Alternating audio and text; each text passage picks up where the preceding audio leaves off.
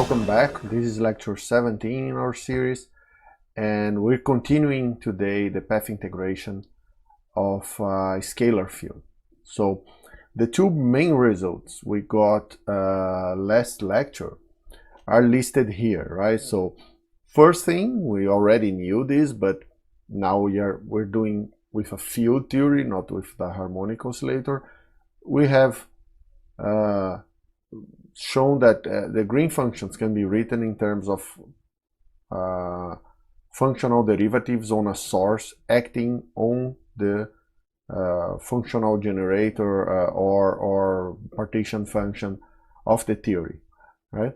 But we have also shown that the partition function can itself be written, right, for an interacting theory as derivatives, right? We can write the interaction in terms of derivatives on the sources themselves, acting on the free theory partition function in the presence of a source, which is easy to integrate because there's only Gaussian terms in here, and we can write it in terms of this exponential of that involves the propagator.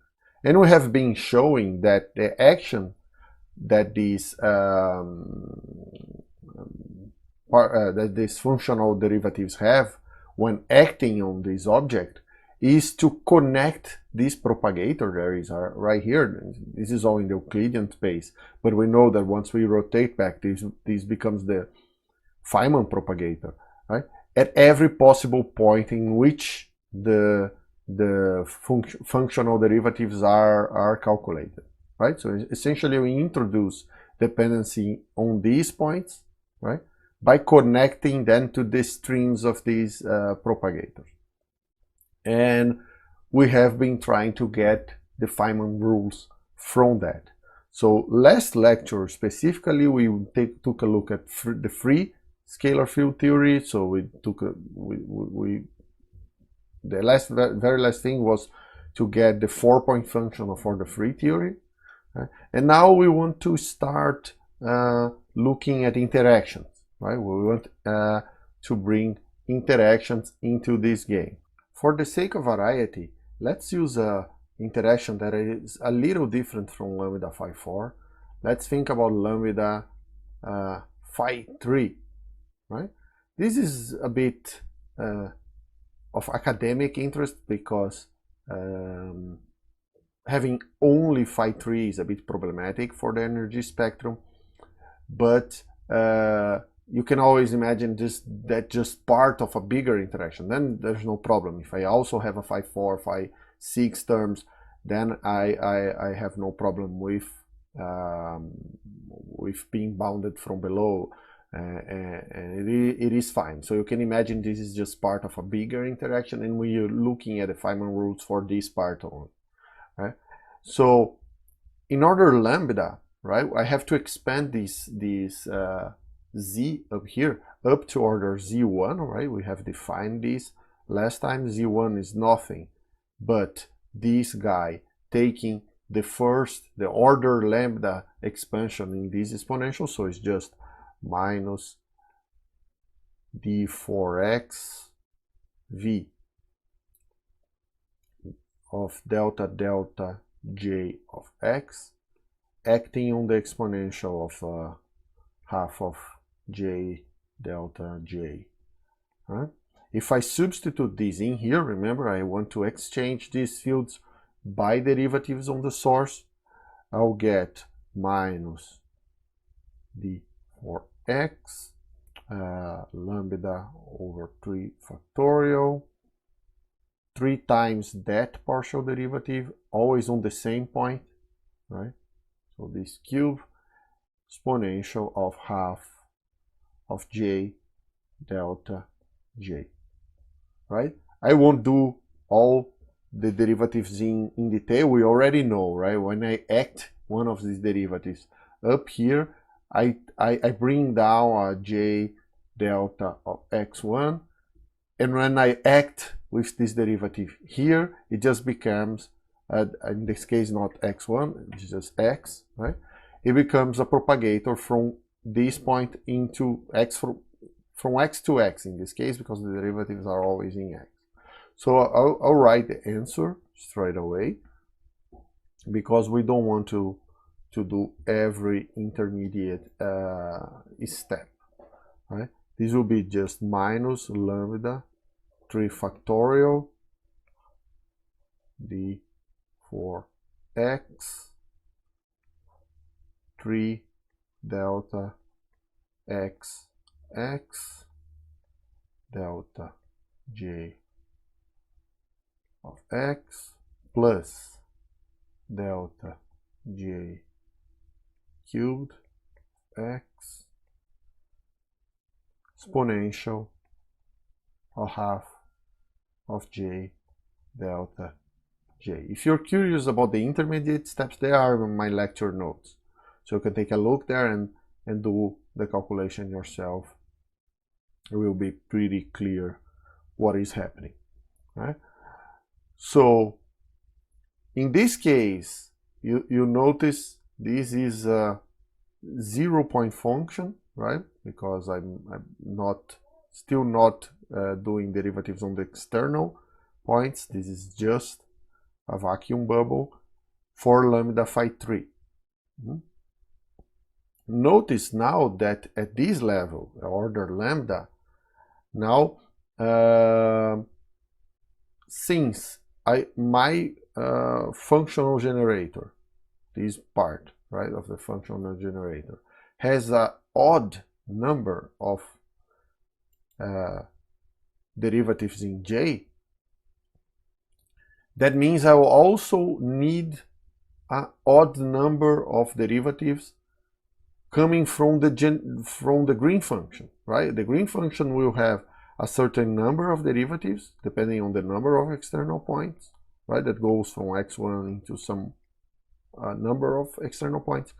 And if I have an odd number of points here, then I have a chance of actually getting terms that do not depend on j, because I already had an odd number here.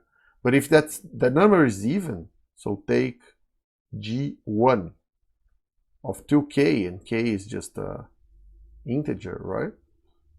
Then this is always 0, right? For this interaction. So here you need to qualify, right? For lambda phi 3, right? So at order lambda. So these green functions are always 0 if you have an even number of external points, right? But for odd number is fine. So now the 1-point function can be calculated. Let's take a look at g1 of x1. Right? All I have to do is take this result, which is already ready here, right, and differentiate in relation to a j calculated at an external point. So this, in the absence of sources, is this green function. I can do this derivative pretty easily. I just have to look at this expression here, right? It's minus lambda over 3 factorial d for x. When the derivative acts on this part, there's only one j for it to act on, so it's just 3 delta xx, and then on this one will give us delta x x1, right? The derivative is on x1. On this part, there's 3 j's it could act, but the result is always the same, right? It's just delta of x x1 again. So I have this factor 3 because I have 3 possibilities, but they are all the same, and I have 2 scalar products of delta j left over. Right? This will be multiplied by this exponential, but I want also to include in here the result of the derivative acting on the exponential itself. So when it acts only once, we know what happened, right? So there is j delta multiplying these terms in here. So let me do that. It's 3 delta x x delta j of x, which was already there, times delta j of x1. And the same for this guy will be just delta j cubed of x multiplying delta j of x1, and of course now I have the exponential. Easy, right? And let me check. Yeah, that's it. And of course now I take j to 0. Remember, I have to calculate this for j going to 0. And when I do that, of course, all terms that depend on, that still have j's go to 0. So this goes to 0, this goes to 0, this goes to 0, and all I have is this piece right here. So that the green function is just, and then I can have a factor 3 here, so just a minus lambda over 2, right, because of this factor 3, integral in d for x of delta x delta x x1, which in terms of diagrams is just what we call the tadpole diagram. It looks like this, right? There's a propagator from x1 to x and a loop right here at x, right? This propagator is the loop. And of course we're integrating over the position of the vertex, right? The vertex for this theory, as expected, since I have three fields acting on the same point, is a vertex with 3 lines going out, which is appearing right there. And the symmetry factor is fine, right? As usual. There's a factor 2. Okay, this is called the tadpole diagram. Of course, as I have indicated here, the 2-point function is just 0 because any even number of external points will be 0 once I take the source to 0. So let's calculate the 3-point function just to see how it looks like. So let's take a look at G3, 1, x1, x2, x3, right? And this involves making 2 extra derivatives. So now I have to make 3 of them.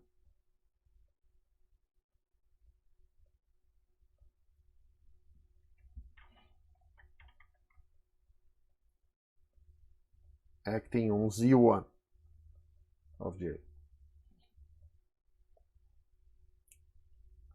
And then taking j to 0. I won't do this in detail, just write the answer, right? But you can do and check. I just have to continue. Don't make j equal 0 on this expression right here. Don't make j equal to 0 here. And take two more derivatives here, j2 and j3. J of x2 and j of x3. What you'll get is a fairly big expression, which is minus lambda d for x, delta x x1, delta x x2, delta x x3, plus half of delta x x multiplying 3 more terms, which are delta x x1, delta x2 x3, and every permutation of x1, x2, and x3. So there's delta x x2, delta x1 x3, plus delta x x3 times delta x1 x2. So this is the whole expression, right?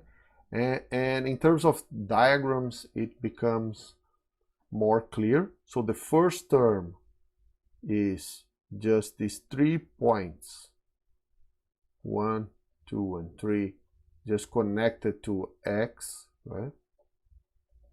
So you have 3 propagators meeting in the center here, and these points are x1, x2, and x3, right? And the interaction vertex is x as expected, right? And this part is very good. This kind of diagram is very good to get the Feynman rule for the vertex, right? Because there's nothing, there's no symmetry factor, there's nothing else.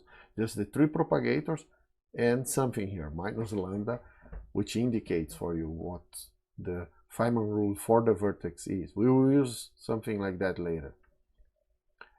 And then these other terms, they are always something like a propagator, this part, going from x to x. I'll put x in the middle again. But that is connected, that vertex is connected, in this case, to x1. And then the other 2 points are connected amongst themselves. x2 and x3 are connected by another propagator. And this goes on for all the points. So the second option is something like that, with the other 2 points connected amongst themselves. And the third one is something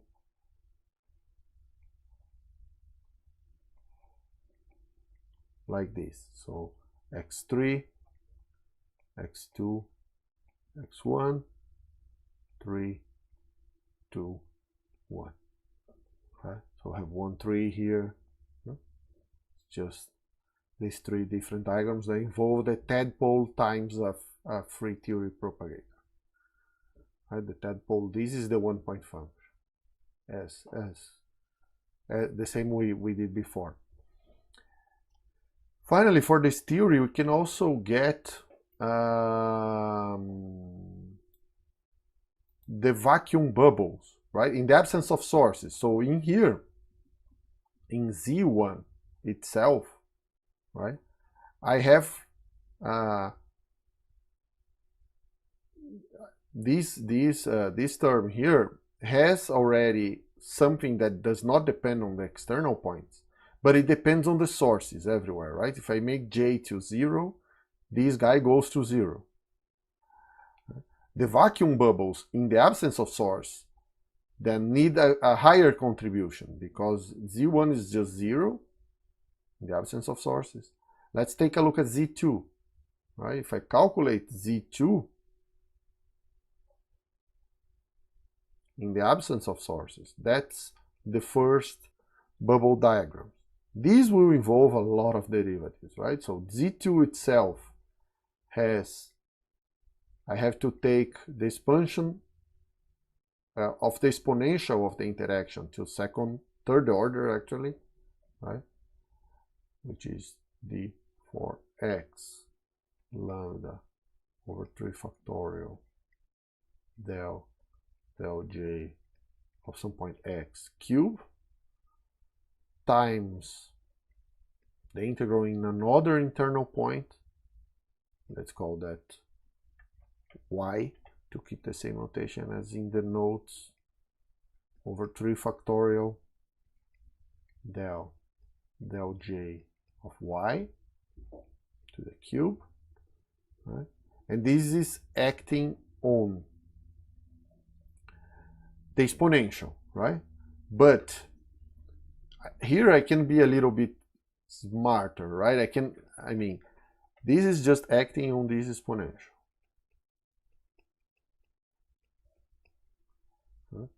But I know that since in the end I'm making j equal to 0, right?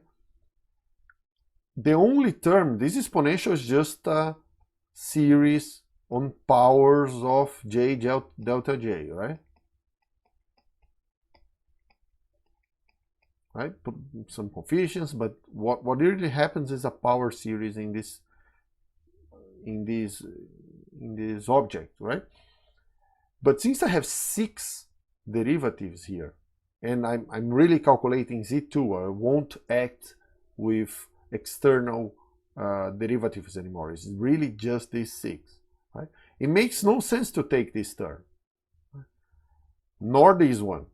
The only one that will really survive is the term in which I take j delta j cubed, because in here I have 6 powers of j and 6 derivatives. Right? So the only term that will survive once I take j to 0 is the term where I match this with this, right? Now instead of using the exponential, I'm thinking of applying these derivatives on the series of the exponential, which is easier in this case, because then I know everything will be 0, but the term where this is taken to the cube, which is 1 over 3 factorial coming from the series of the exponential, 1/2 to the cube, because I had half of j delta j, and then I have j delta j to the cube, which involves a lot of integrals that I can just give names to, right? d for z1, d for z2, d for z3, d for z1 prime times, let me continue down here, d for z2 prime, d for z3 prime times j of z1 delta z1 z2 z1 prime. The way I'm organizing this is like this, right? z1 prime j of z1 prime. So this, with this integral on z1 and z1 prime, was a j delta j scalar product. Right? And I have the same, let me just copy this twice, for z2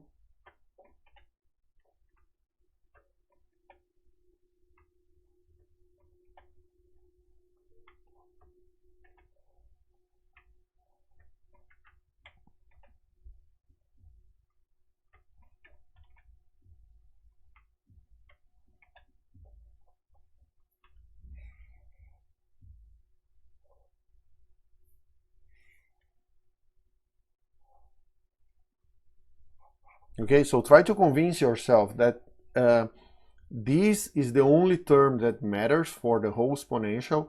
In the case I'm really only interested in the j equals 0 part of z2. If I was to calculate green functions from the z2, then I would have extra derivatives, and then I cannot do this. I have to keep j's, because what will be important depends on the external derivatives too. Right? Of course, I could do the same analysis including the external derivatives. Right? But in this case, I'm only really interested in this. So now I have to apply these derivatives in every way possible here. I won't do that in detail here. Right? But the result is much easier than taking all derivatives, because now I'm only really taking the ones that will survive. Right? So just bringing up the powers of lambda that matter here, that will be a lambda square over 2 to the cube. Already took all the multiplicities that go around there. I have a d for x, d for y, so here is cubed in case you do this calculation. I want to check.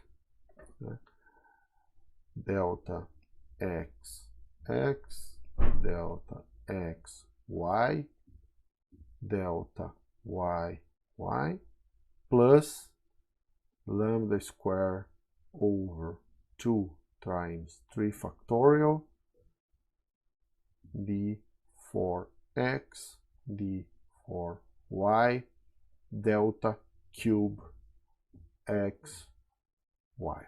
Right? So this is the whole expression. And in terms of diagrams, what we have is this, right? In this case, it's a propagator from x to y. And then these two bubbles at the end. Looks like that, those lifting weights, right? You have just basically one tadpole at each end of this bar. And in this one is just 3 propagators going from x to y. So those are the 2 lowest order bubble diagrams for vacuum bubbles, right? For this theory. And notice that the symmetry factors are all coming fine, right? So here I have a 3 factorial from the exchange of these 3 lines, right? The permutations of these 3 lines. And also, since x and y are integrated variables, right? There's also the symmetry of exchanging x per y, which is this factor 2. In here I have the factor of being able to flip these 2 bubbles at the ends. That's a factor 2 here, a factor 2 here, and a factor 2 for exchange of x and y. Again, the symmetry factors are what you expect, and again we're getting Feynman rules which are the same as we would get in the operator formalism. Well, that should be enough to illustrate in particular cases how you get the green functions from the generating functional. Now we want to move to getting the Feynman rules in a more systematic ways. So with functional derivatives, we can actually see how to get Feynman rules straight from the Lagrangian. And that's a nice trick because it allows you to get, even see, right? Once you have trained your eye, you can just know the Feynman rules just by looking at the Lagrangian, but you have to understand the logic behind it. And let's move towards that. The first thing I want to do is to prove a relation that is not very intuitive just looking, but we can prove quite easily. So let me write it first, right? So suppose I want to calculate the generating functional. Now we have written this generating functional as exponentials of the interaction of derivatives, right? We already show that you can write this guy as functional derivatives acting on the free theory generating functional. This is Z0 right here. Now I want to write it in a slightly different way, which is the following. Exponential of half del phi classical. I will explain in a bit what is this.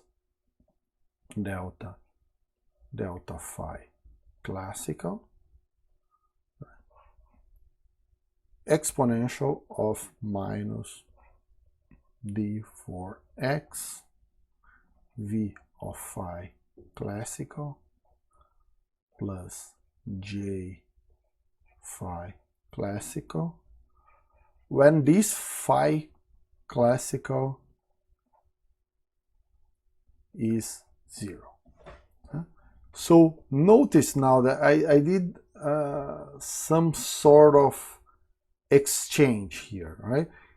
Now the interaction which is contained here is written in terms of fields, but not the quantum fields, right? Not the whole phi, just the classical part of the field, right? This is similar to what we do when we are solving these path integrals that we usually made this separation, right? Exchange the path integral on this guy by the path integral on that one, removing the classical part, right? So phi classical is that, right? And now I'm writing the j delta j in terms of derivatives on phi classical, right? When these derivatives act here, I drop a j and that's j delta j. So I inverted, right? Before I had the exponential of v in terms of derivatives acting on j delta j. Now I have the opposite, right? I have derivatives in phi classical acting on the potential and the sources, right? And I'll prove that this is also z, right?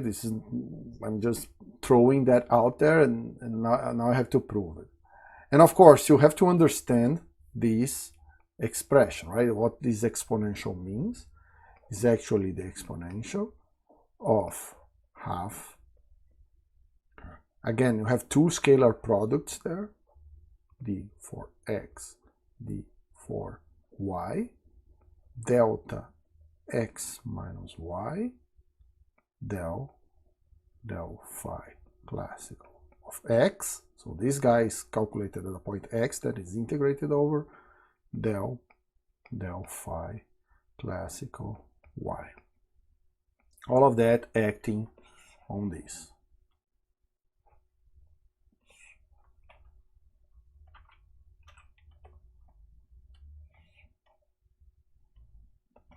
So that's the first thing. I want to prove this is true, and that I can, from the previous definition I had of z of j, I can get to this new way of writing it. And then I'll show that this is very useful to get Feynman rules in general, actually just without going diagram by diagram and noticing the Feynman rules. We can get them straight out. What we want to prove, this relation here, is a continuous version of what is called the Colliman lemma, written right here.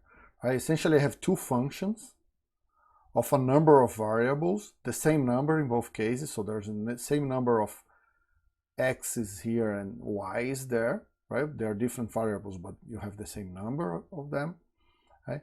And the lemma tells me I can rewrite f written as derivatives acting on g of x, right, as g in terms of derivatives of y acting on f of y exponential of x times y when y goes to 0. So first I want to prove this, and then I'll show you that if you take the continuum limit of this, right, this is a discrete space here, this is a vector space, and I go to the continuum limit, I go to the vector space of functions, right? All I have to do is exchange these for functional derivatives and all, but it is the same identity, right? But first let me prove this one, right? If G and F are well behaved, and I can write them in terms of Fourier series, right? It is enough to prove this identity for one of the components of that Fourier series, because then this will be true or term by term in the Fourier series, and will be true for any function, right? So it suffices to prove that relation for f of x on this form, exponential of ax, and g of y as the exponential of by. And in here I have scalar products in this vector space I define here, which are given in the way you expect them to be. So let's first show the left hand side of the equation, right? So if I write this and use the form of the exponentials that I wrote up here, f of the derivatives will be just this scalar product between this coefficient a and the derivatives, and g will be simply be this exponential, but now I'm looking at g of x, right? I can expand this exponential as a series, right, which is written here, and the action of these derivatives on the exponential of bx is pretty simple, right? Because every time a derivative acts on this exponential, I only get the coefficient with the same index of the derivative, and that means that the other derivatives that act later will see this just as a constant and add powers, even for the cross terms, I'll just add powers and get the same series with the derivative exchanged by b, right? In fact, that's the only reason I could write generating functional exchanging fields for derivatives in the continuum case. Right? It's the same story. But now I can resum the series with b here instead of the derivative, which will give me this exponential. Right? So that's the left-hand side of the equation. I show that it's just the exponential of b times a plus x, because here I had ab and bx. Right? On the right-hand side is even easier. Right? It's the same logic. I just take g of the derivatives in y, write it like that. F is substituted by this, right? And again, I have this series of derivatives acting on the exponential of a plus x times y, and that's the same as substituting the derivatives for a plus x, which is done here. And whatever is left over, this part, goes away when I make y equals 0, and that's why y equals 0 is there. Right?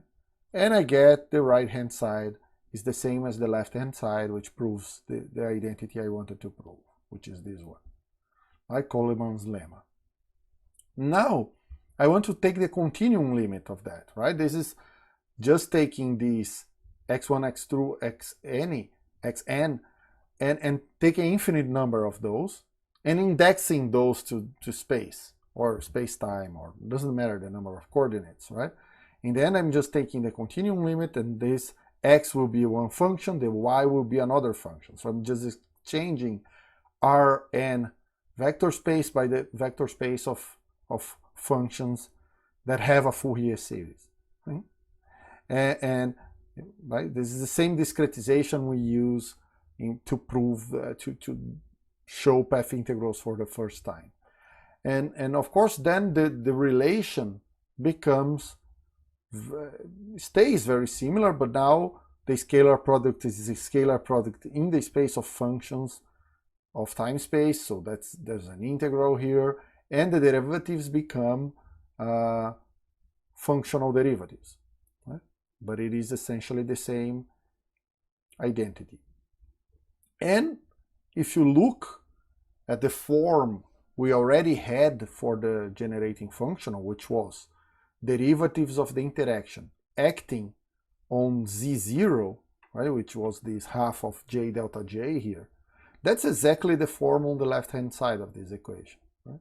It's exactly the same thing, just f is the exponential of the interaction, and j is the exponential of half j delta j. And then I can use this directly, right? Just exchange g of j by g of del phi, right?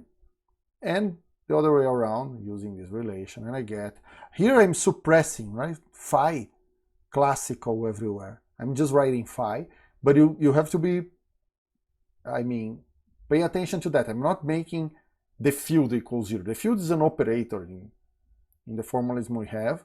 The quantum field is being integrated in the language of path integrals. The quantum field is being integrated over all configurations. What I'm making 0 here is the classical field, right? And that gives me this relation, right? Which I wanted to prove.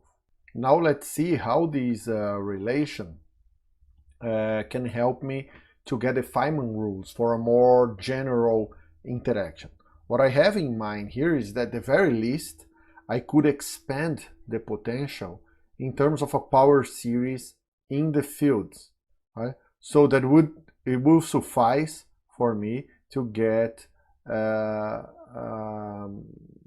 Feynman rules for an interaction phi to some arbitrary power p, right? Just to see how that works and how I can extract that from using this relation, right? So in order to see that, let's think about a general green function, gn of x1, x2, x3, all the way to xn, right? And as we know, this guy will be just a number of functional derivatives acting on the generating functional, right? Since I am in Euclidean space, I don't need the powers of I or anything like that, just the derivatives, right? And then I take j to 0. Now, I want to plug this definition of z, the one on the right here, in here, right? Let's do that. So now I have the derivatives, these derivatives outside.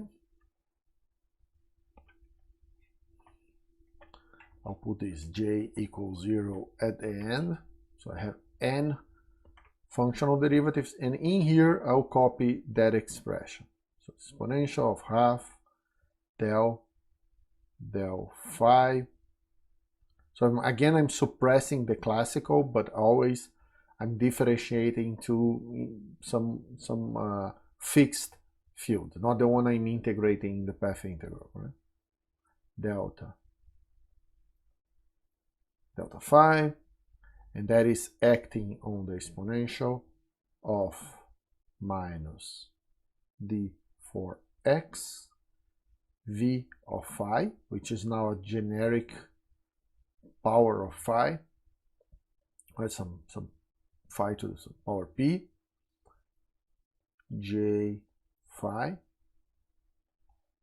right? And this formula is when phi, I have to take phi equals 0 at the end, and this one for the green function, I have to take j equals 0. I know that I can take these guys to 0 after I see no more derivatives in those variables, right? The moment I did all the j derivatives, I can take j to 0, and the same with phi.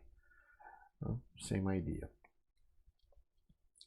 So I can now bring those derivatives in. They do nothing on this part, and add them here, right? That's the only place I have j's, right?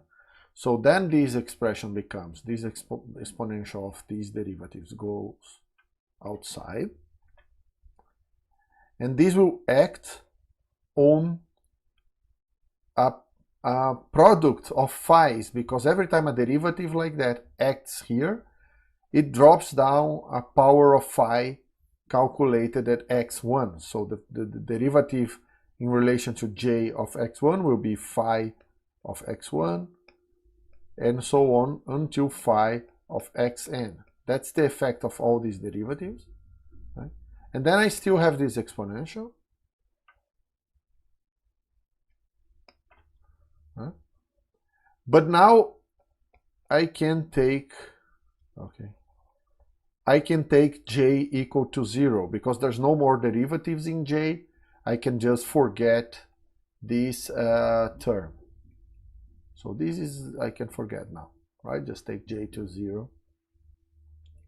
This goes away. Now, this expression is important, right? And I just wrote now an expression for the green functions. In the absence of sources, that does not involve sources at all, right? Because I could take the sources away. So I'm writing now everything in terms of this classical field, right? Phi of x1 all the way to phi of xn, exponential of the interaction, v for x, v of phi, and I have to take phi equals 0 at the end. That's the expression that I can use to get Feynman rules pretty easily, right? I just have to think about the number of derivatives that I have, and what is the perfect diagram to get the Feynman rules from, right? That of course depends on which Feynman rule I'm looking for. Am I looking for the vertex? Am I looking for the propagators, etc., right? We already have the propagator. So we know that in order n of perturbation theory, so let's calculate g and n. So now big N tells me at how many powers of v of I took, right? I can write again this expression in this way. This just repeats. But this guy I'm taking to some power, and now I use v of I to be just lambda times phi to some power p. So if I take n powers of this exponent here, I'll have a minus lambda to the n, right, over n factorial that comes from the expansion of the exponential, right, for the exponential series. Right? I'll have n, big N integrals, right? So d4 y1, d4 y2, all the way to d4 yn. I'm using y for the position of the vertices. And for each vertex, I'll have a phi to the power p calculated at one of these points. So from y1 all the way to yn. Okay? So what I'm doing here is I'm getting just a product of phi's, right? So I have a number of fields here, right, which I can calculate how many powers of the field I have here, right? And all of these can go outside and sit over there. The important point here is that these derivatives will act on every combination, and we know what they do, right? They basically set the extremes of this propagator, right, which are now hidden in the scalar product, but when I act with these derivatives, I'll connect these points here in every way possible. That's what we're looking for, right? So how many fields do I have in here? How many fields? I'll give let's label the number of fields Q. So I have Q fields here. I have N fields for the N external points. So that's phi 1 to phi of x1 all the way to phi of xn. That gives me any powers of the field. But I also have big N times p fields, right? Because for each of these internal vertices, I have p times the field applied at that point.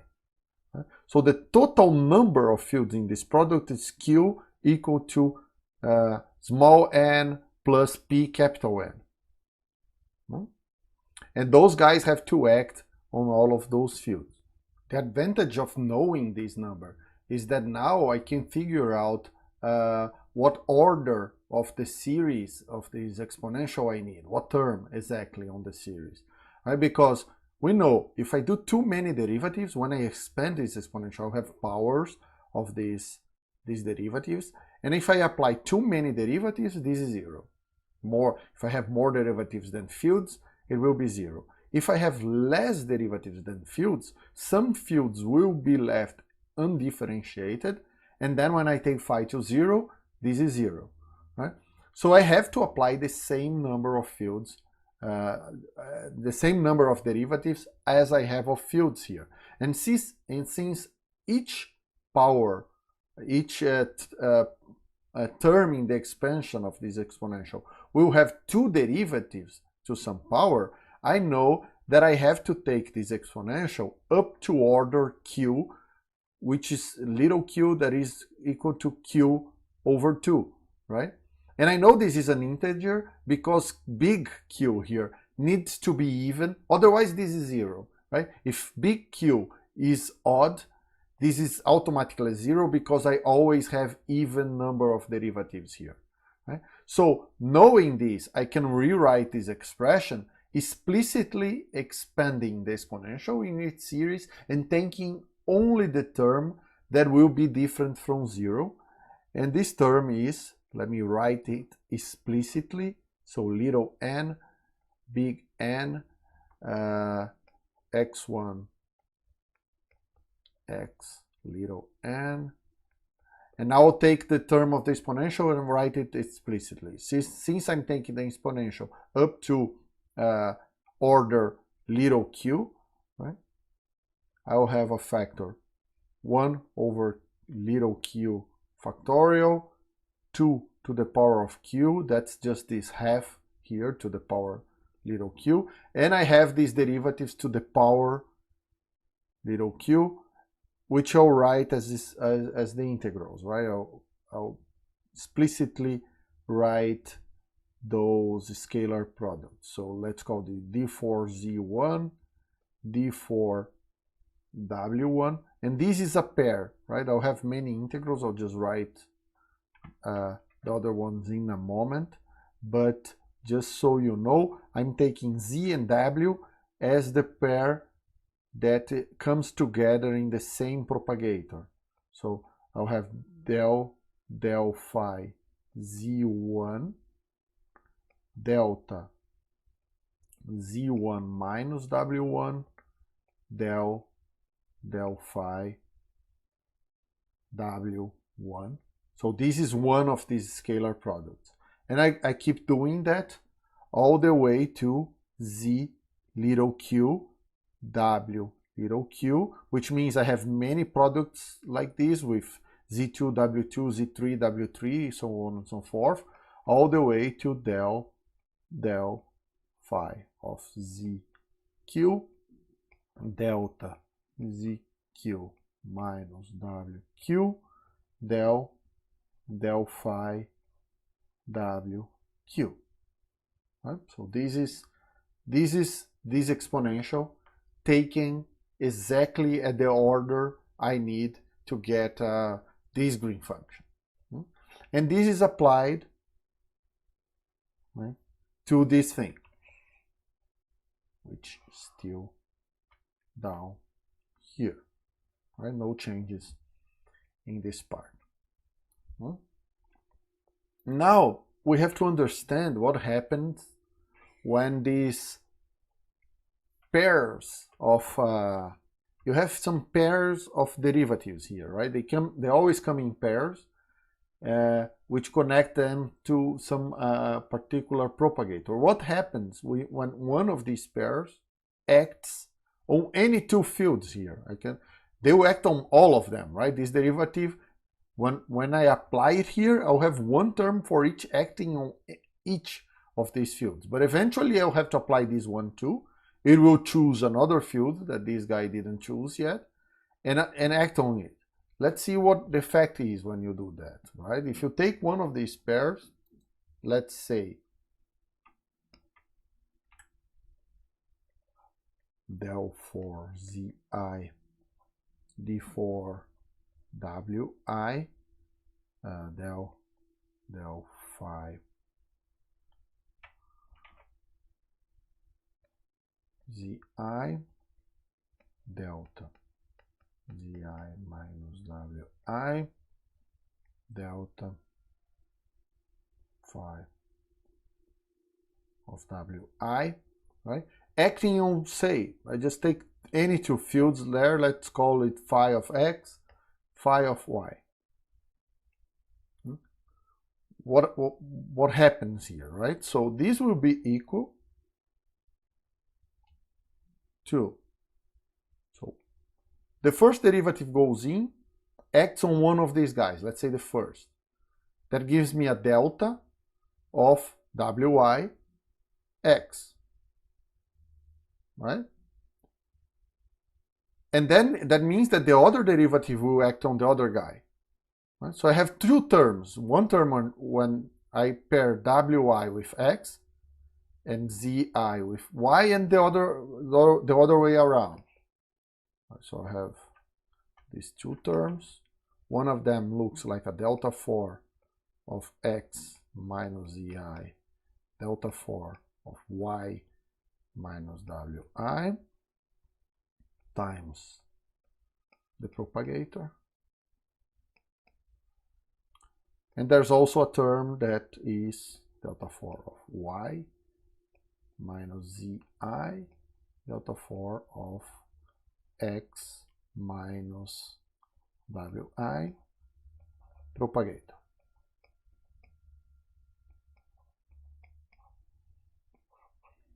Of course, now I can integrate on these two using the two deltas, right? And I just have two propagators, one of x minus y and one of y minus x, which are the same because this is symmetric. So I just have twice the propagator of x minus y.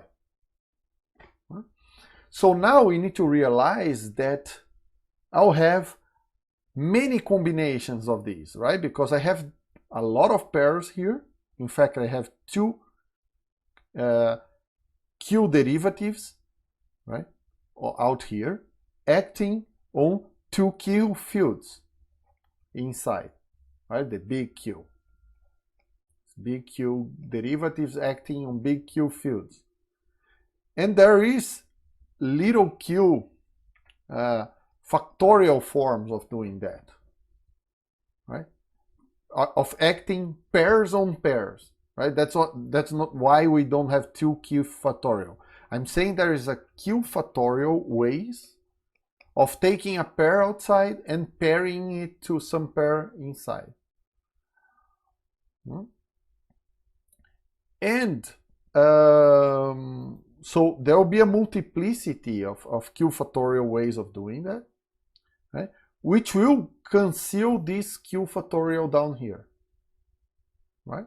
Also, every time I take a pair like that, I have a factor 2 here, and there will be q pairs, right, that I can make, which means this 2 to the q will also be concealed by these combinations. So these two factors outside will conceal, this one will conceal this factor 2 that is here, right? And this one will conceal the many ways I can combine pairs of derivatives to pairs of fields inside, right?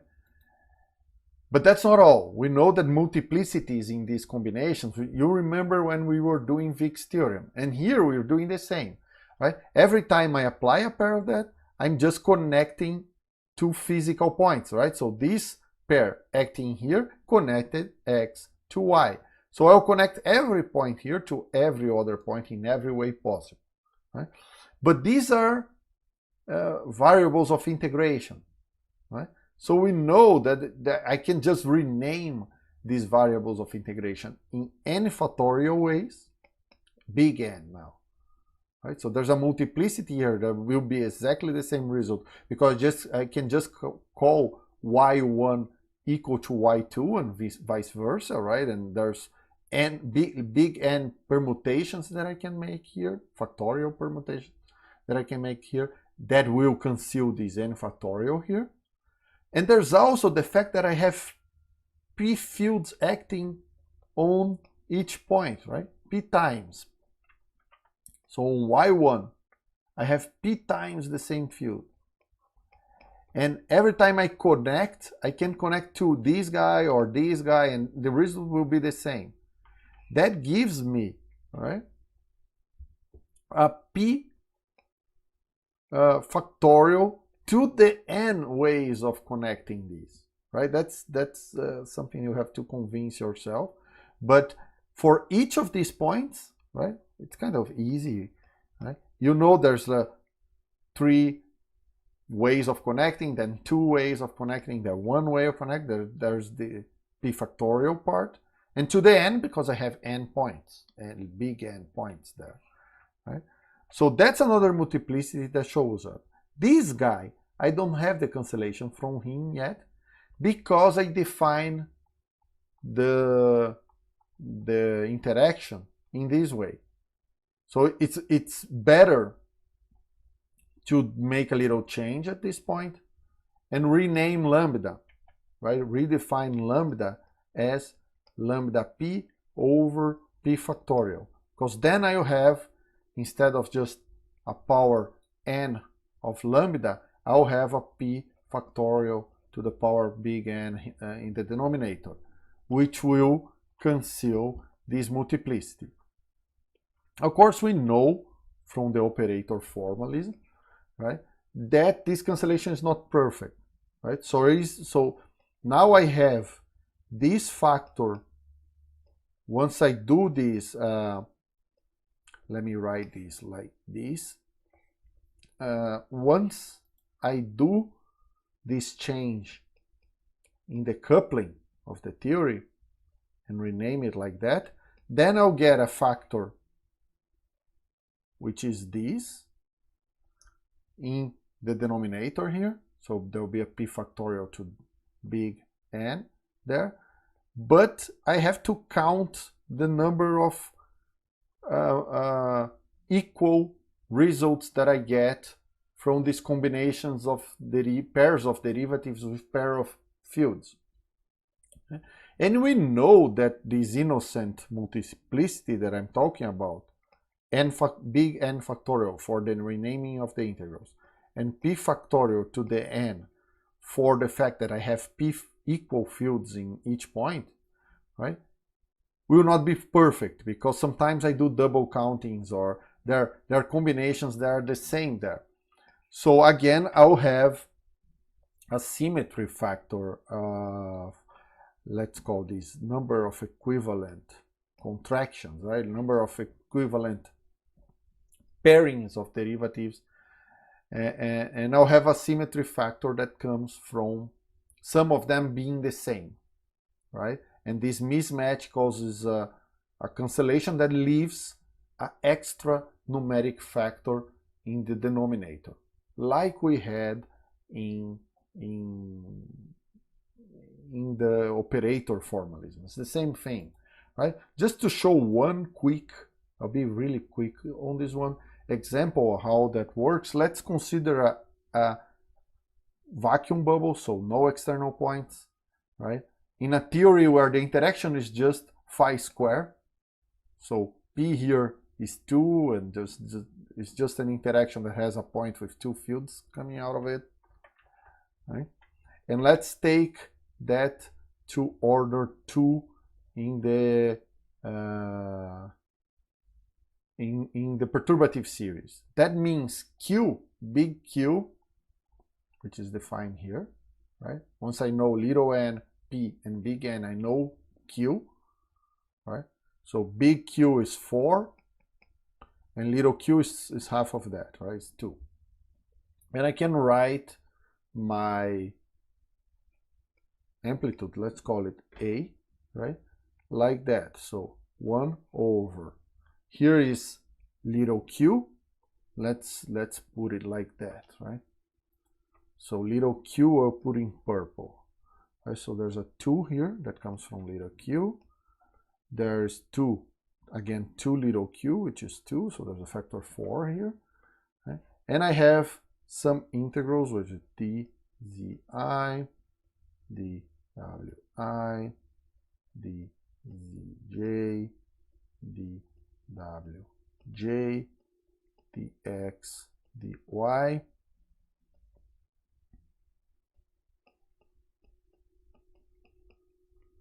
zi, delta, zi, wi, delta, phi, wi. I have to repeat the same thing for j,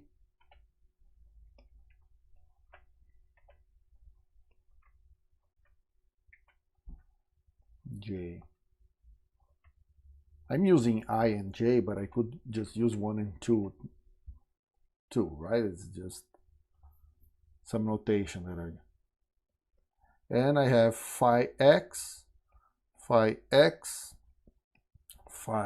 y, phi y. X and y are also integrated over because these are vertices, right? These are internal points. There's no external points, right? I'm really looking at a vacuum bubble here. And let's take not all vacuum bubbles of 2 points, just take one, this one. X and y are vertices, and one of the contributions that can come from here is this one, right? I have to contract this in a particular way. For instance, if I take these 2 points acting on y, then I'll get just something like that on y, and these two acting on z, I'll get just something like actually like that, right? Y and z, and this and x, right? This is also included here, but I don't want to look at this one. I want to look at this one, right? So I'll take the proper contractions that contribute to this one. You would say that innocently here, you would have, since we have two integrals to the vertices, you would expect a 2 factorial coming from the fact that I can call x and y one another, right? And I would expect, again, that's the innocent n factorial term, right? And I would expect also 2 factorial to 2 coming from the fact that I have two fields in each point. That's that factor p factorial over n, right? So you would expect about 8 equal terms coming from here that contribute to this. And that 8 should not be confused with this one that is showing out here, right? This is always concealed, right? This 1/2 to power n here is just because I have two propagators, and this 2 factorial is because I have 2 factorial ways of connecting that. What I'm saying is that innocently, I would expect the answer to this calculation to be 8 times delta x minus y, delta x minus y, right? And you can test that, right? In fact, if you do all the contractions, I won't do them in detail here. You have to apply these derivatives and do these integrals, right? They are done with some degree of detail in my lecture notes, pages 118 and 119, right? But the answer is not that, but instead, if you do all the calculations properly, you get this answer. Y delta square ix minus y. I just have to do all derivatives and do these integrals. That means I have 4 times less y. I was expecting 8 delta delta. I have just 2 delta delta. Right? That means I have 4 times less multiplicity than I expected.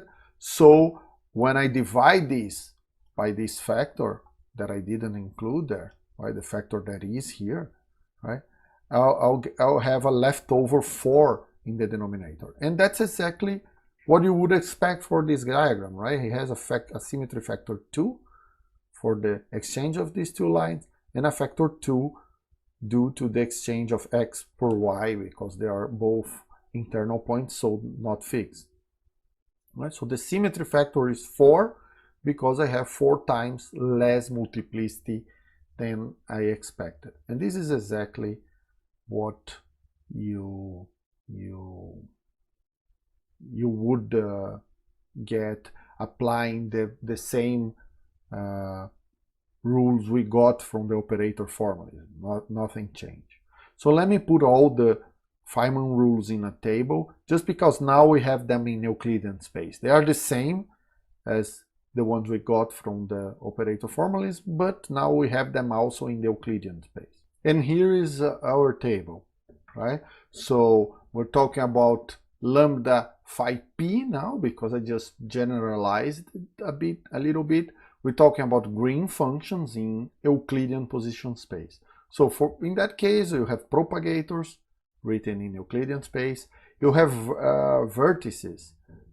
Remembering now that I'm assuming a few things here, right?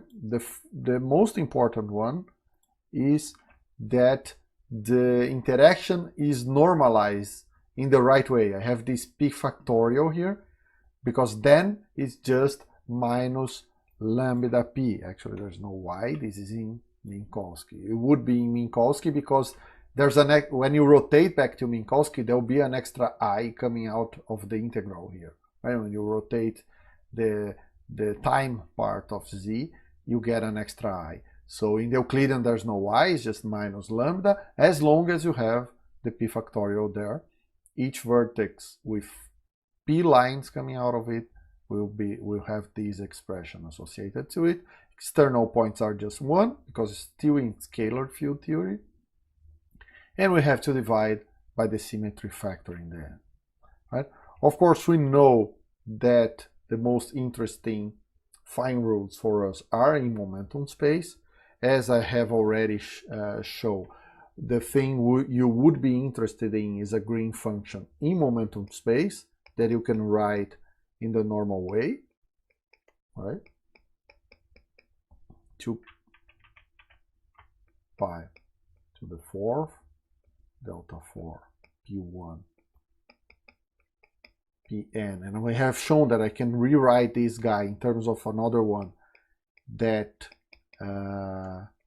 has on the fields, but the conservation is implied, so you can take this factor out of it, right? And I mean, I already proved in the case of the operator formalism, right? I used the operator formalism to get the Feynman rules for position space, and then I made a Fourier transform to go into momentum space, right? So now basically it doesn't matter that I am in the path integral formalism, because I'll just do a Fourier transform and I won't do that again. There are only a few comments now, right? So we know just looking here how the Euclidean propagator is, right? So delta of p is just 1 over p squared plus m squared, right? And if you look at this Fourier transform that I have here, I'm following the same convention we adopted in the Minkowski space, where for momenta coming out of a vertex or going in a vertex, right? But now the signs seem to be inverted. So this is exponential minus IPX, and this one is exponential of IPY. If I have momentum P going in here and momentum P coming out here, that seems to be inverted in relation to Minkowski convention, but that's because if you look at the Wick rotation, this is actually true, right? So it is the same convention, but now with the opposite sign, right? And that's what you see here for momenta going from x1 to x2, right? So it's the same thing. The important thing to remember here is that in Euclidean space, because we really only talking about these Feynman rules because they are in Euclidean space now, right? The only thing we gain besides that is now we have the rule for lambda phi p instead of lambda phi 4. This is a little bit more general than what we had before. But the point is that in Minkowski space, I had the Feynman rules for the Fourier transform, so the green function in momentum space.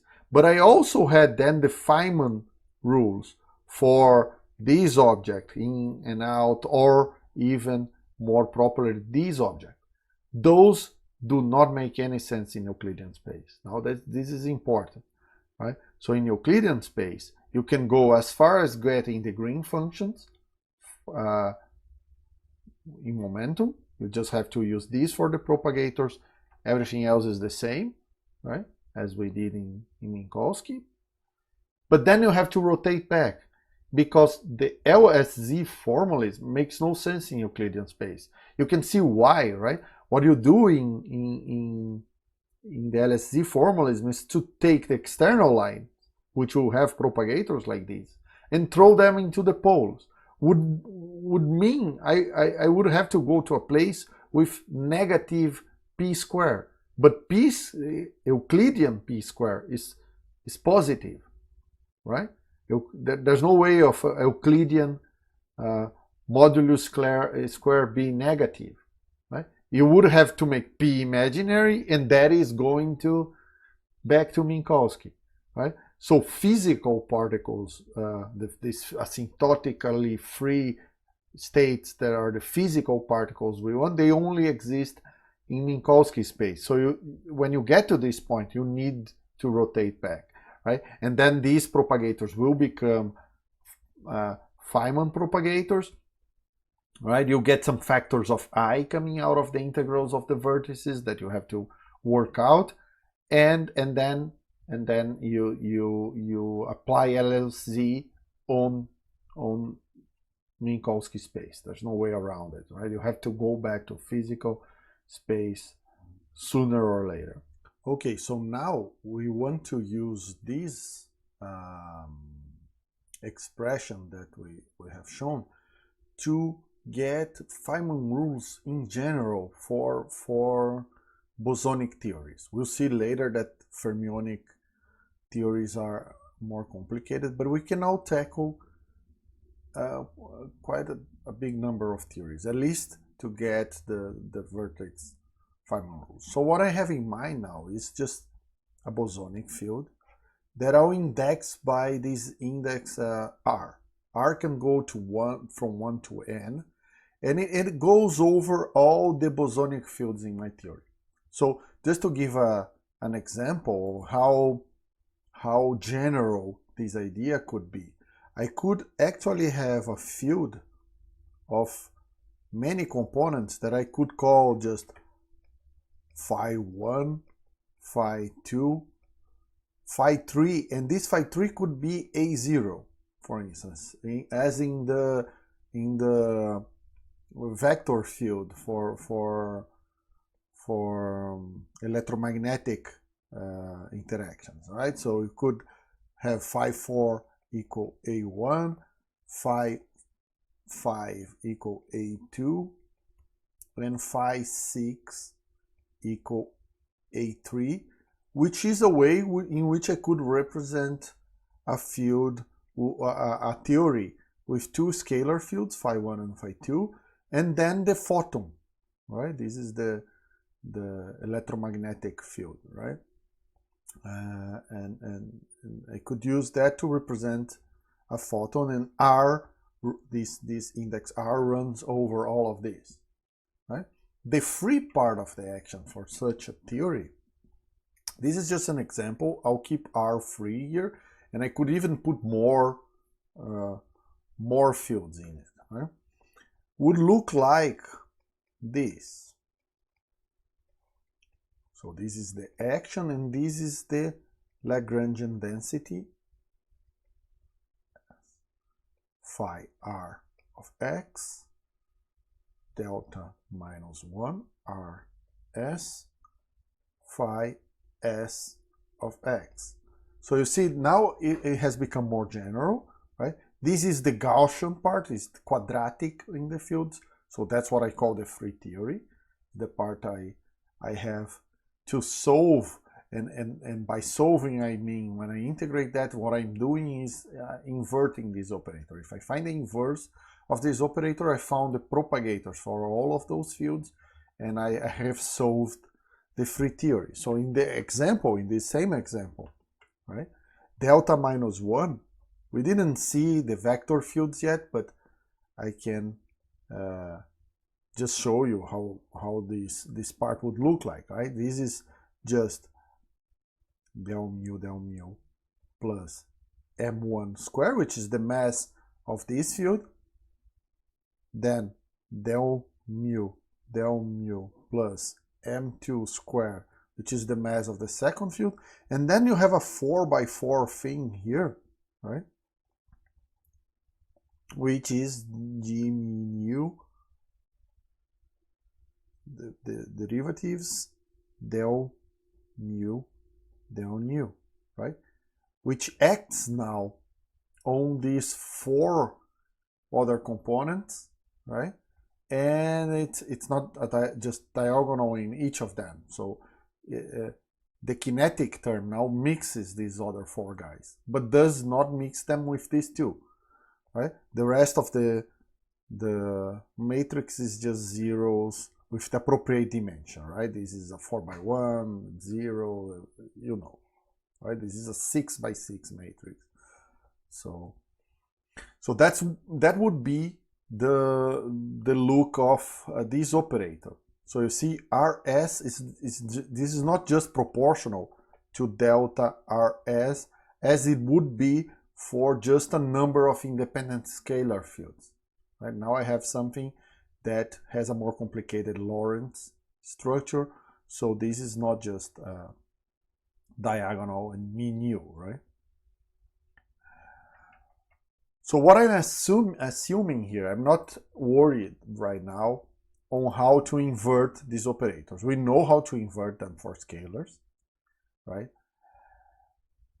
The discussion if this part is invertible or not, I mean inversible or not for vectors, will come later. We'll see it's not simple, but eventually you can fix it and make it inversible. I'm assuming I did that. Then I'll have propagators for these guys, right? And that's the free part. Now let's think about the interacting part, which is what we can attack now, right? We'll come back to the propagators of vector fields later. In general, the interacting part will be something that will involve a number of fields, and not necessarily all of them, not necessarily each of them only once, right? So the most generic thing, we'll have a collection of indexes here that goes from R1 to RP, meaning I have P fields in here, right? And this is quite generic, right? So I could think of an interaction in the example above, right? Which is, I don't know, S113, which will involve twice phi1, phi1, phi1, and once phi3, which is A0. It will be interaction of this kind, this sort, right? So that means R1 is equal to 1, R2 is equal to 1, and R3 is equal to 3. Huh? So I'm thinking of interactions which are quite general in that way, right? And that thing is just a D for Z. This is the position of the vertex, right? A, some operator, R1, acting again on these indexes, RP, right? Phi of R1Z all the way to phi of RPZ. So you could have each field more than once depending on the assignments of R1, R2, or 3, right? And there's no sum included, right? Pay attention, because usually when we repeat indexes here means we're summing. In this case, no, right? These are fixed numbers, so they repeat here, but there's no summation included. And also, keep in mind that A needs not to be just a number. In all the examples we saw so far, so lambda phi 4, right? The thing that came in front was just a number. But it does not need to be. It could involve derivatives. It could involve, and these indexes tell me where these derivatives are being applied, right? This is a pretty generic operator acting on one or more of these fields, right? So I'm really going for something more general than just lambda fields to some power, right? In fact, you'll see the exercises, there will be an example with derivatives. So now I want to get as much as information as I can about this theory, just knowing that I have this interaction. In fact, not the whole theory, just this interaction, knowing that it involves a line, a vertex with P fields coming out of it, right? So, keeping in mind that we will use this identity here, it should be obvious that the most convenient object, since I have a vertex with P fields coming out of it, right? The best green function to look is this one, right? The one with exactly the same number of external points as fields coming out of this vertex, because this will be very simple. This will be just a product of these external propagators times the vertex, and this is what I want to find. What is the Feynman rule for this vertex, right? This is the simplest object, is the one I want to look at, right? And that's the green function I'm hunting for. Also, there's no symmetry factors in this kind of, right? Every external point is fixed, right? So I don't have to worry about symmetry factors. So let's try to get that green function, right? So let's write a generic one for now. So a gn depending on n external points. Using that formula we had above, will be something like that. Now I have, and pay attention to these, right? Before specifying a green function, only demanded me to say what were the external points, right? Because I had only one field in my theory. Now that I'm thinking of a more general theory, I have to worry about which field is acting on that point, right? Which of the many fields I have, right? In this case of my example in yellow, which of the 6 possible fields is acting on that external point. So I have to indicate pairs. I'm saying that on x1, I'll be acting with field R1 and so on and so forth, all the way to point Rn xn. Right? I have to say, right, what particle is coming in. Is it a photon? Is it one of those scalars? Right? I have to know that. And that formula, let me copy it. Now generalizes, right? I had that formula for a theory with just one field. Now it generalizes to this, right? There's also a sum over these indexes that go over the fields R and S, del phi R, delta RS. This is the inverse of that operator I had above, right? And since the operator was, in my example, 6 by 6, right? The inverse needs to be 6 by 6 too, so it carries these two indexes, right? As it should. Right? And this will be acting on phi R1. Now I'm specifying the external points, right? Phi R1 acting on point x1 all the way to phi Rn acting on point xn times the exponential of minus d4z a R1 to Rp phi R1 phi Rp, and in the end I have to take every field equal to 0. Well, that's the same as this one, but now generalized for this case where I have a lot of fields. So this is just a copy of this formula, generalization of this formula. And I want to specify, specialize it for that case, right? When I have exactly the same number of external lines as the number of lines coming out of this point. So I have P fields acting on the vertex. I want to calculate GP, right? I want to calculate GP, which has same number of external lines, also at first order in perturbation theory, so including the vertex only once. Otherwise I would get something like that, right? And there would be 2 vertices here and a closed loop, and that would complicate seeing the vertex, right? So I want to have these at first order in perturbation theory. If I apply that up here, what I'm doing is going only up to Rp here.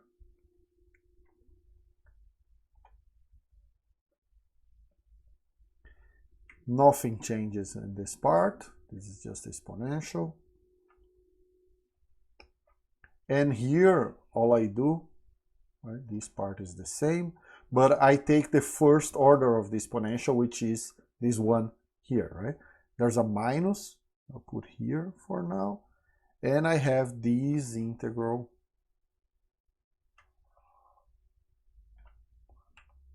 here.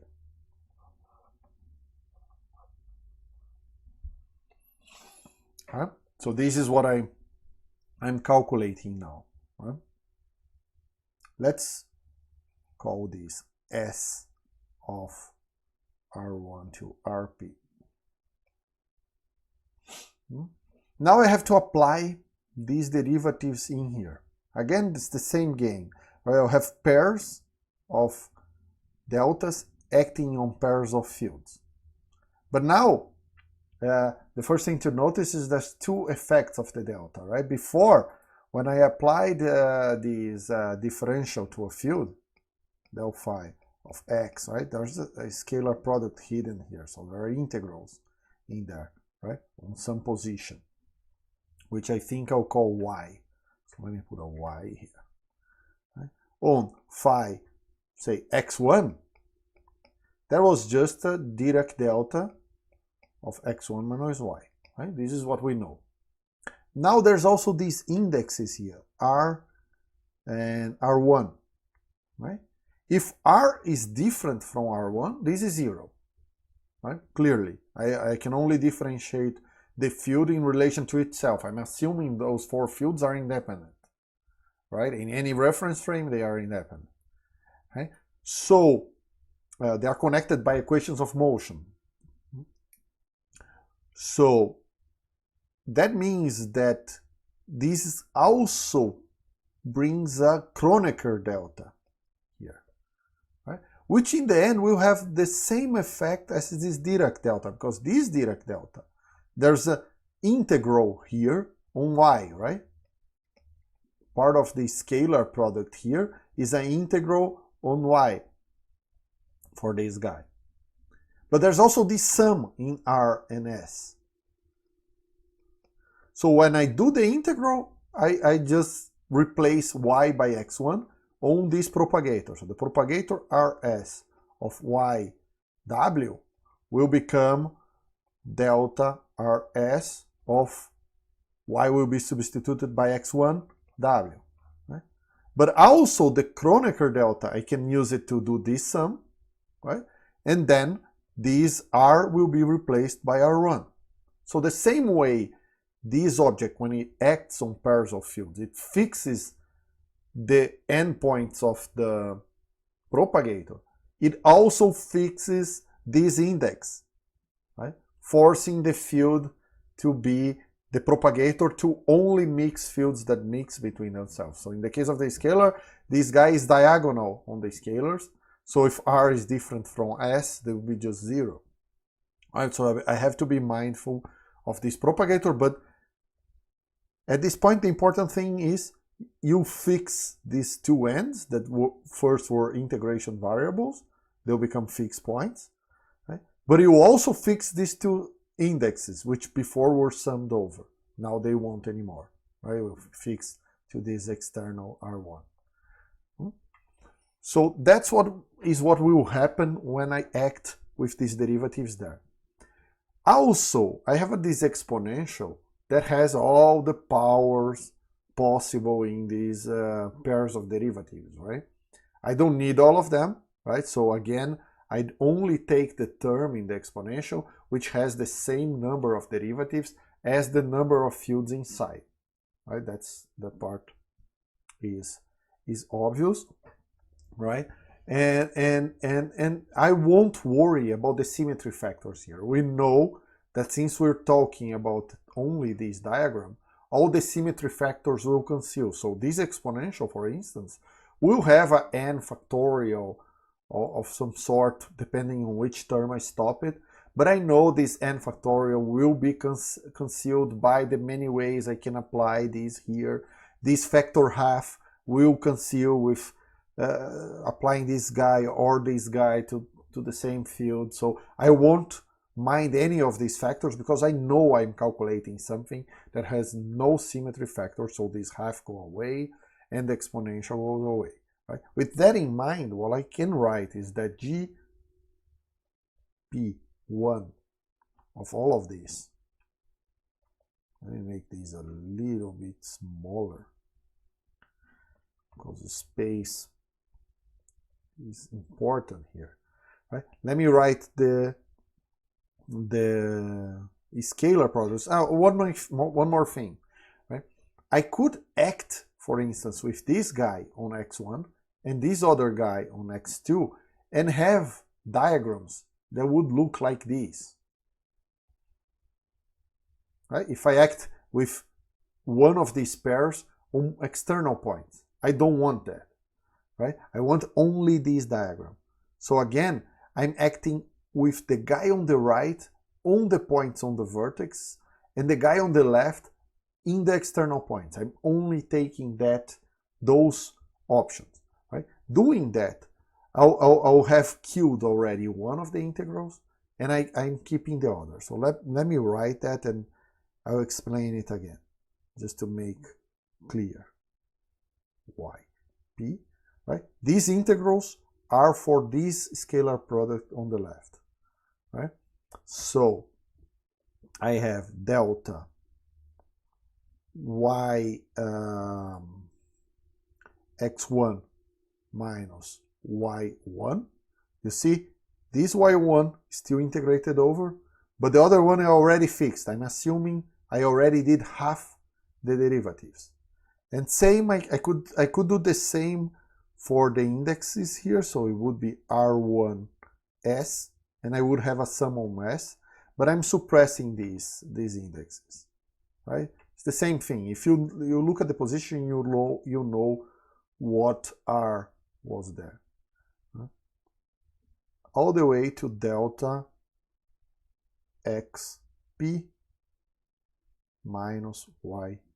You see, I took half of the derivatives I have here and I acted on these guys here, the external points. Right? And this will be multiplied with the other derivatives I didn't do yet, acting here. Right? I want half of the derivatives acting on external points and half of them acting on the internal points. So this is the important part now, because I have a minus here, this minus, right? Delta phi R1 Y1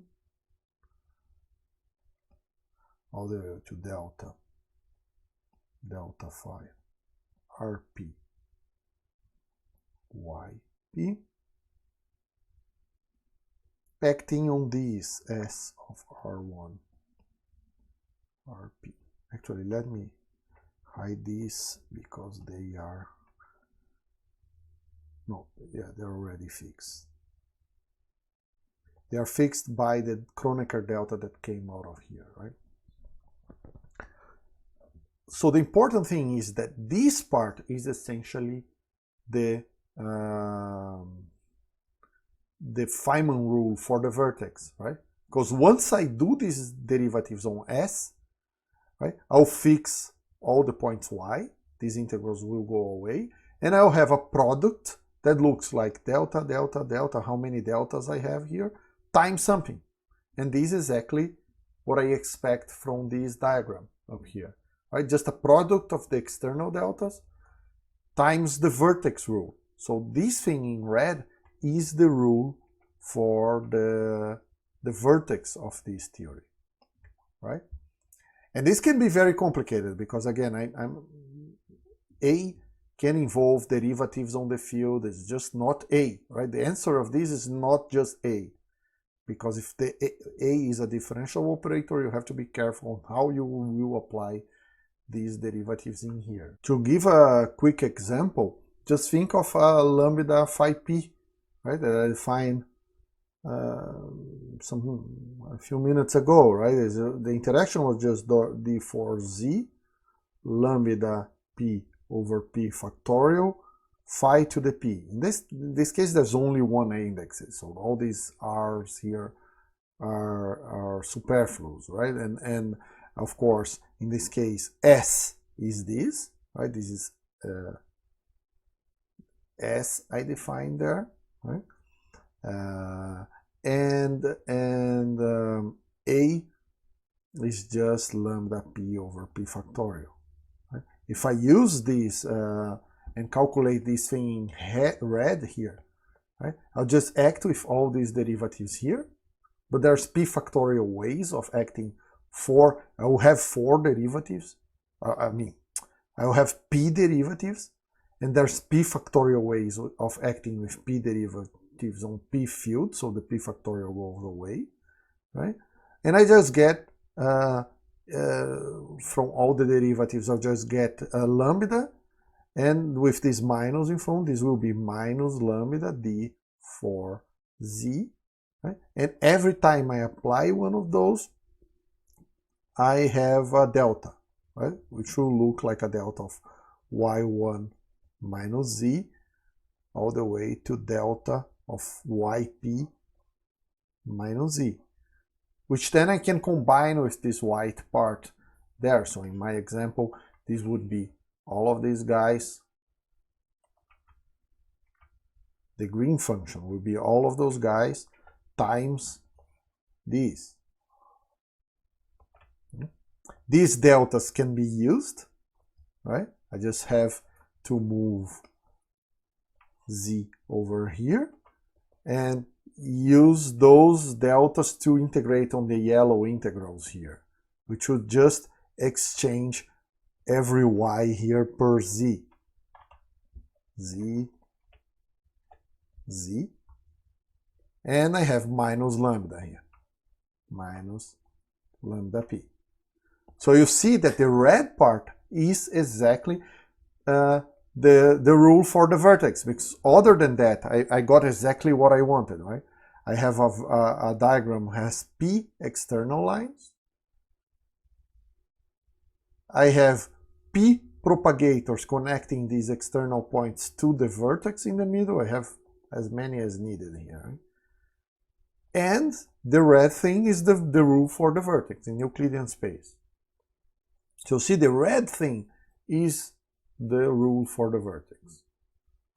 I can even go to momentum space, right? So I can take this red thing and do a Fourier transform from these points y into momenta, right?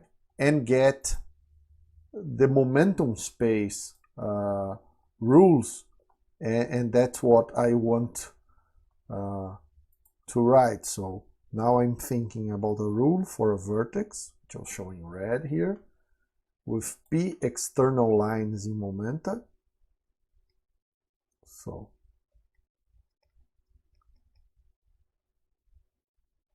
I have here p lines, and in momentum space this will be just minus, and I do a Fourier transform of that, right? D for x1 all the way to d for xp, exponential of I k1 x1 kp xp. So this depends on x1 all the way to xp. I'm doing the Fourier transform on that, and so defining these kp momenta, which are external, right? Of this red thing here, the minus is already outside. I'll just copy this other part. Let me bring this down here.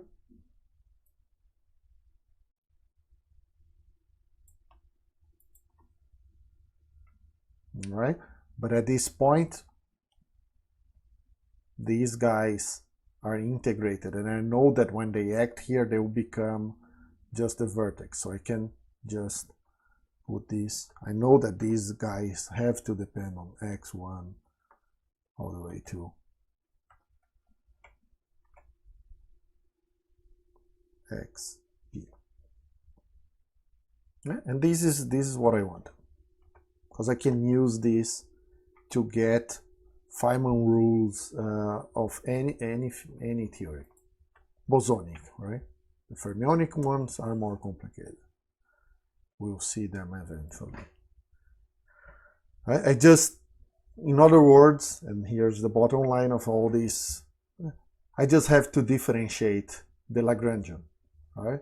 So let's look at one last example just to make things concrete. Also, I forgot one thing. Also, when you do this Fourier transform, right, you get momentum conservation at the vertex too. So this object will give me the Feynman rule for the vertex times 2 pi to the 4th delta of all these momenta.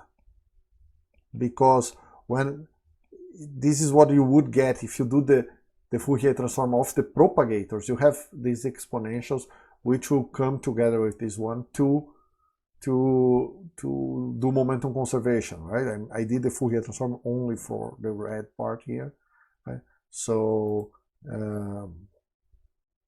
you need to be careful with that. So let's look at an example that will make clear where the momentum conservation comes from. So take the interaction, which is the simplest one, right? Lambda phi 4 over 4, lambda 4 over 4 factorial, phi 4, right? We know that the Feynman rule for this needs to be minus lambda 4 for the vertex, right? But let's use this just to check,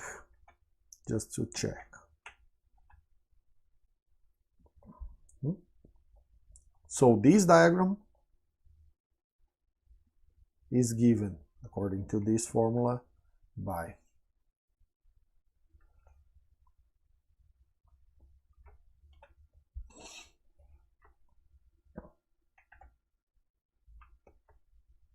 so there's 4 integrals here,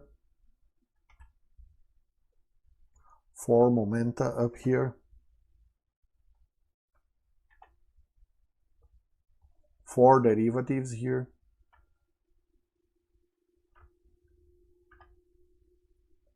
and this is acting on lambda 4 over 4 factorial. The minus is outside, right?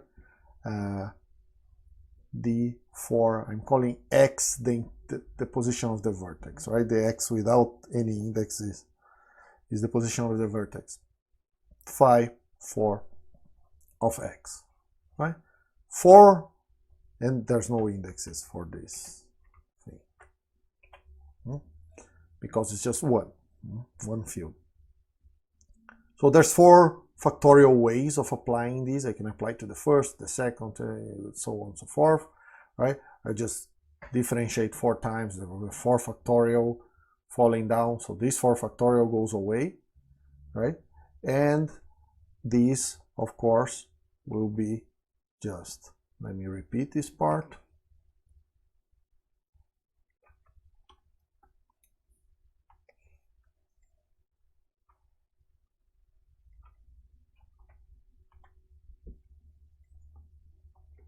Lambda 4 integral in d4x times a bunch of deltas, right? X minus x1, delta x minus x2, delta x minus x3, delta x minus x4. Right? This is it. This is the effect of these derivatives acting there. Right? I can use those deltas to make these 4 integrals. I just get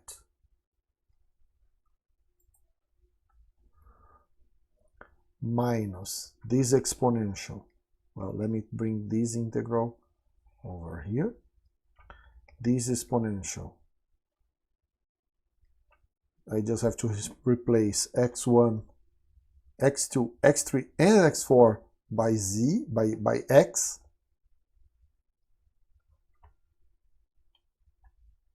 So let me write it like this. And of course lambda 4. And now you see where the momentum conservation comes from, right? Because I'm going to momentum space, and that means I can do the integral in the vertex. And when I do the integral in the vertex, I get momentum conservation, and so this will be minus lambda 4, 2 pi to the 4th delta 4 of k1 plus k2 plus k3 plus k4. Right? I even define momenta differently than what I do usually. I have all of them added up here, so I just put all momenta going in, right? Or yeah, all of them going in the same direction of the vertex, which I could have done two. Normally the two initial ones go in, the two outgoing ones go out, so you have some minus signs here. But this is all convention. You could do any way you like. The important thing is the vertex rule is right here, right? And you can always do that. Now if I ask you what's the Feynman rule for, I don't know, a vertex which is phi 2 squared, phi 4 squared. These are two different fields, right? Times a lambda 2, 4, right? You can easily see what's the Feynman rule here, right? You have to do derivatives in this guy. So the Feynman rule will be 2 that comes down from this guy. You have to differentiate twice only, right? So there are 2 and then a 1, it's fine. Another 2 that comes from this guy, lambda 2. So the rule is 4, lambda 2, 4. Which of course usually means that smart people would normalize this interaction this way, so that the Feynman rule is just lambda 2, 4. You can just look at Lagrangians and see Feynman rules there. Right? Actually a minus in Euclidean space, right? Because this minus is always there, unless the Lagrangian had a minus, then plus lambda 2, 4. Right? So you can just differentiate Lagrangians and get Feynman rules. The one tricky thing is when the operator, again, I'll insist on that because that's an exercise, is when you have interactions in which you don't just have products of fields, you have something like that. Del mu phi 1, del mu phi 2 times phi 3. That's an interaction. Sorry, I want to make this Lorentz invariant. Then you need to think, right? When the derivative acts here, you have a delta. You have to differentiate the delta. That means you have to do a Fourier transform, or before applying the derivative or after, you have to decide. I want you guys to think a little bit on this. That's one of the exercises, and we'll discuss it later. So that's it for today, and go do the exercise. See you next video.